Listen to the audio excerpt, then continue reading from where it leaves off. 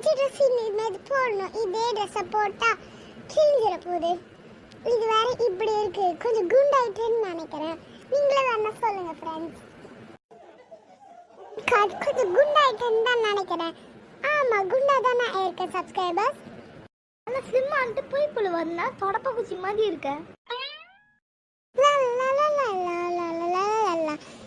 நானே first makeup போட்டேன். இந்த நான்சி நீ பவுடர் போடு.